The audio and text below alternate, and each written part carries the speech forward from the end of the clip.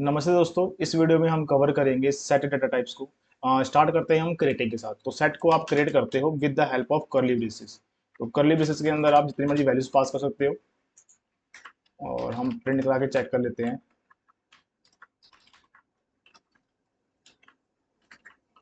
और अगर आप इसका टाइप निकालोगे तो हमारे पास जो आउटपुट आएगा वो आएगा क्लास सेट। तो दैट मीन हमने सेट ही क्रिएट किया है।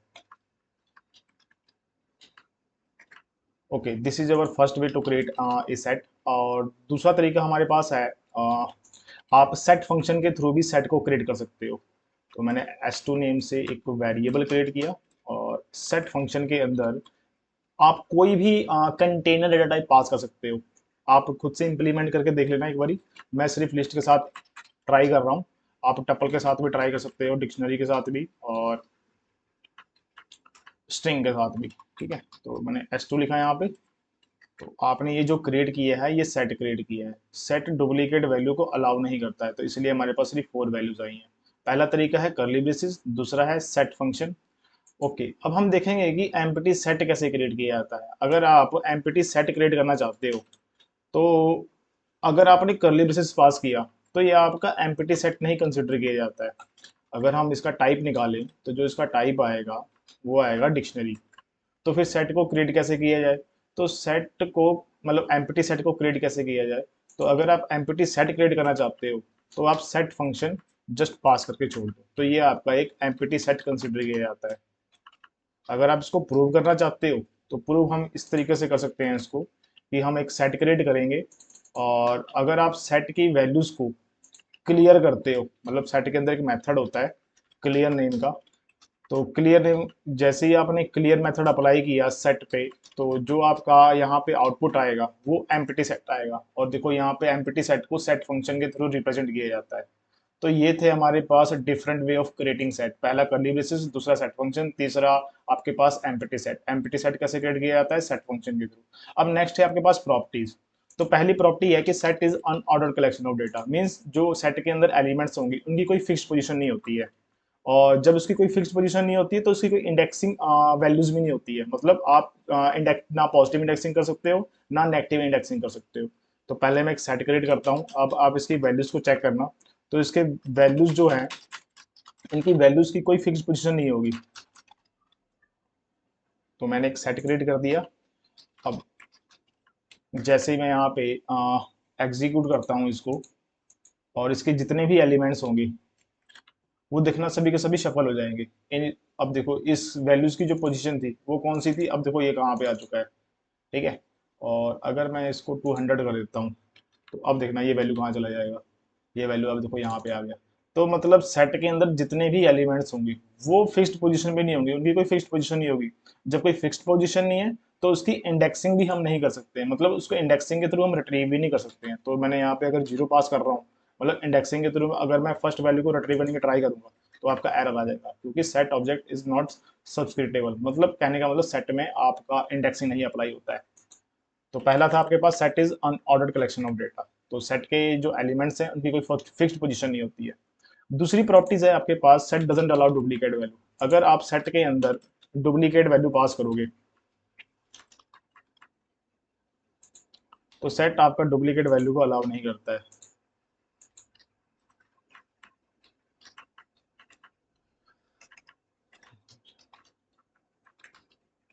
ठीक है, तो आपको सिर्फ दो ही वैल्यू दे रहा है।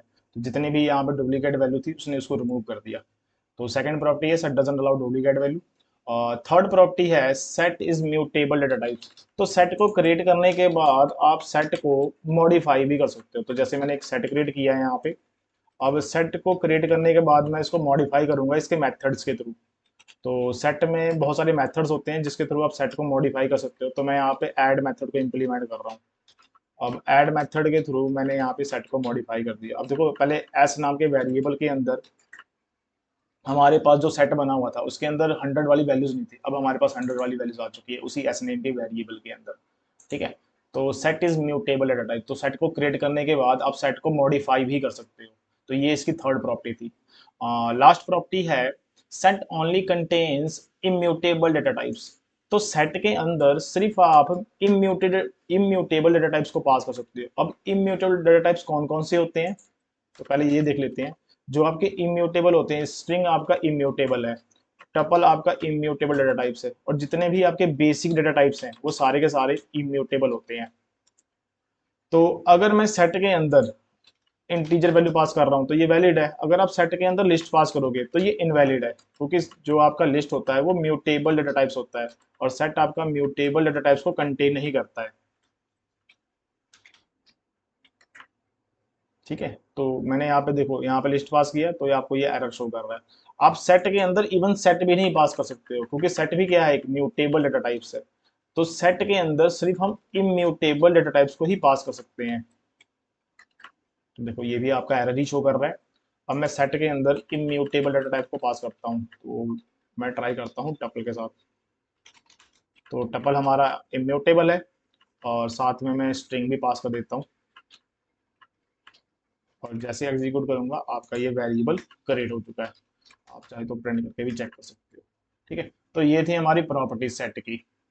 तो ये चार मेन प्रॉपर्टीज हैं जो आपने याद रखना है। अब आता है सेट के मेथड्स। तो सेट के वैसे देखा जाए तो मेथड्स बहुत सारे होते हैं, बट सारे मेथड्स करने की जरूरत नहीं है। जो जनरली यूज होते हैं हम सिर्फ वही मेथड पढ़ेंगे।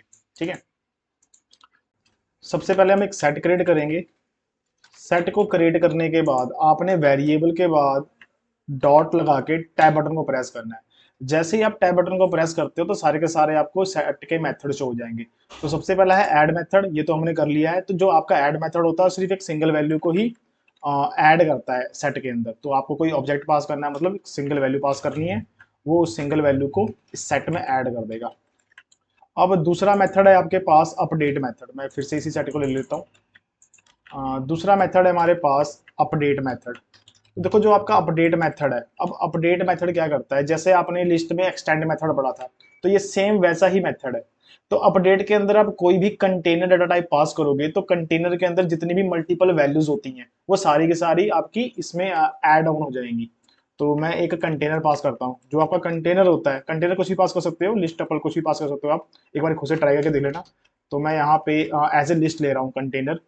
तो कंटेनर क्या करता है, मल्टीपल वैल्यूज को होल्ड करता है।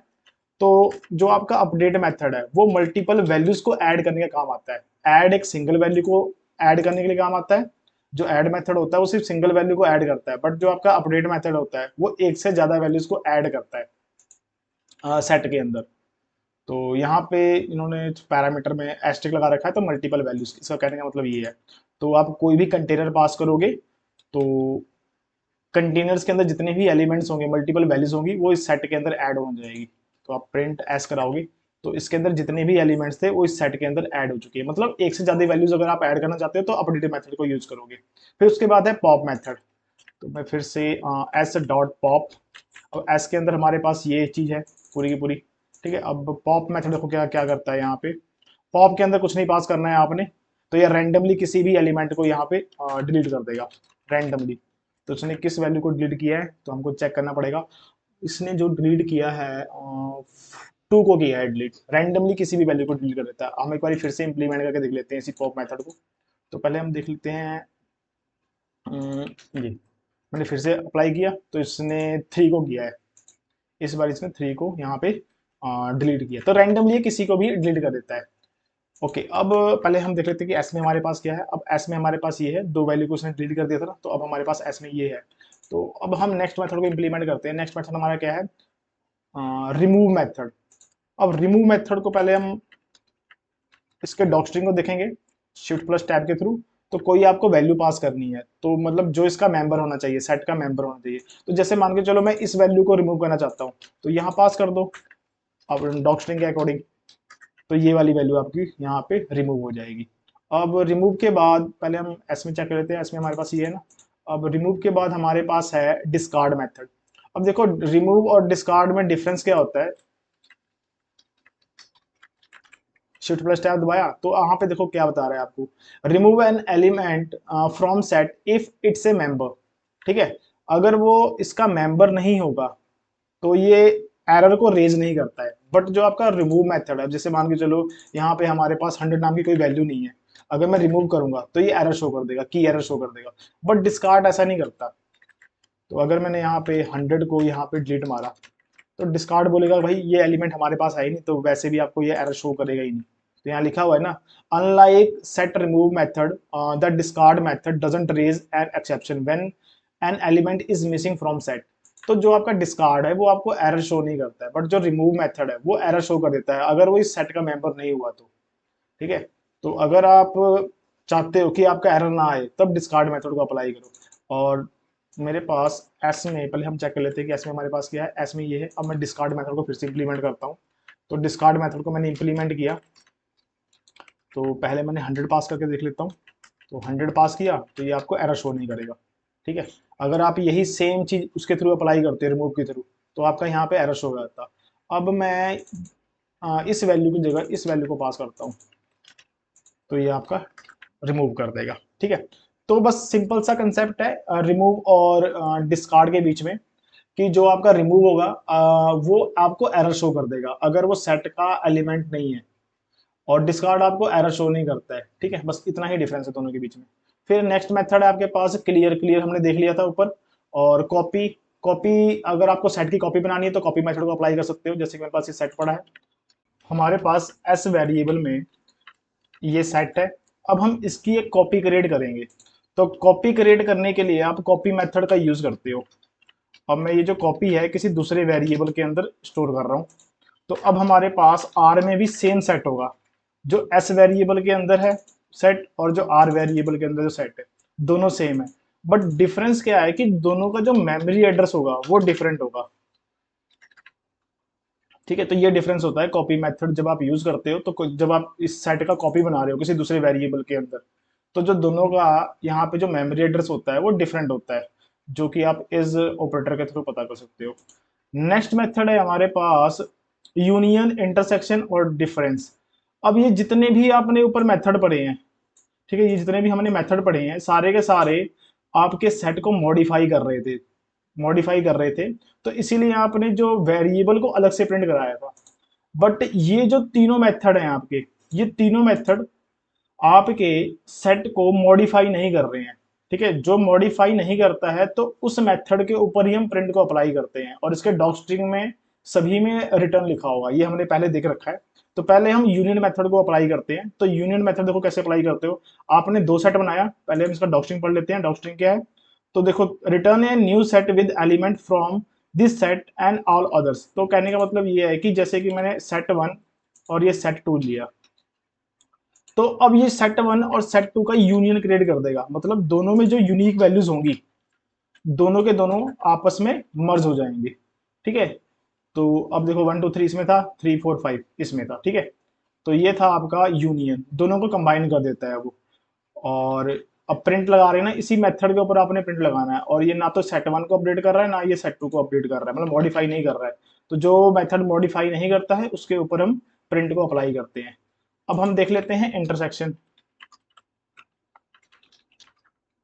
S1 डॉट टैब बटन दबाया, इंटरसेक्शन, हाँ, इंटरसेक्शन S2 किया मैंने यहाँ पे और एग्जीक्यूट कर दी। अब देखो दोनों में जो कॉमन वैल्यूज हैं वो हमारे पास इसका आउटपुट आ जाता है, मतलब दोनों सेट में जो कॉमन वैल्यूज होती हैं वो इसका आउटपुट आएगा। ओके, अब हम देखते हैं last S1 dot union, intersection और डिफरेंस है ना।